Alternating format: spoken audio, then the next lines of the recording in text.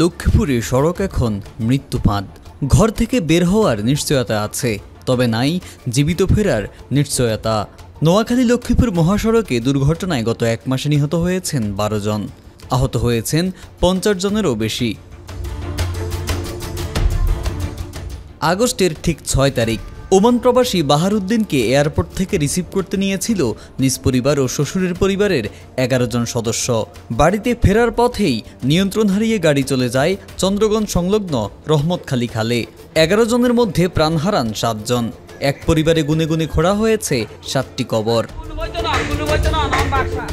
ঘটনা বিশ্লেষণ ও প্রত্যক্ষদর্শীদের বরাতে জানা যায়, এত বড় দুর্ঘটনার জন্য দায়ী ছিলেন চালক রাসেল।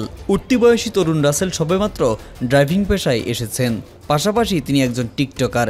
গাড়ি নিয়ে কখন কোথায় যাচ্ছেন সেগুলোরও আপডেট দিতেন প্রতিনিয়ত। অল্প বয়স্ক চালক রাসেল টিকটকের নেশায় গাড়ি চালনায় উদাসীনতায় এমন দুর্ঘটনার কারণ বলে মনে করছেন অনেকে। 6 আগস্ট থেকে 6 সেপ্টেম্বর বরাবর এক মাসের মাথায় আবারও ঘটল দুর্ঘটনা। এবার ফেনী থেকে লক্ষ্মীপুরগামী আনন্দ বাসের চাকা খুলে পড়ে যায়, নিয়ন্ত্রণ হারিয়ে বাস পড়ে রহমতখালী খালে। নিহত হন 5 যাত্রী, আহত হন 30-এরও অধিক। শুধু এ ঘটনাই নয়, নোয়াখালী লক্ষ্মীপুর সড়কে প্রায়ই বাস নিয়ন্ত্রণ হারায়, পড়ে যায় পুকুর, খাল কিংবা খাদে। ফেনী থেকে লক্ষ্মীপুরগামী অধিকাংশ বাসেরই ফিটনেস ঠিক নেই।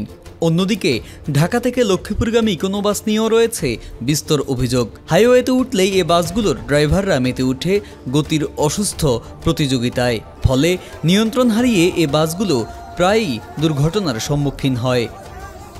তবে সচেতন মহলের দাবি, এখনই এসবের নিয়ন্ত্রণ করতে হবে, অন্যথায় নোয়াখালী লক্ষ্মীপুর সড়কে ক্রমেই বাড়বে লাশের সারি।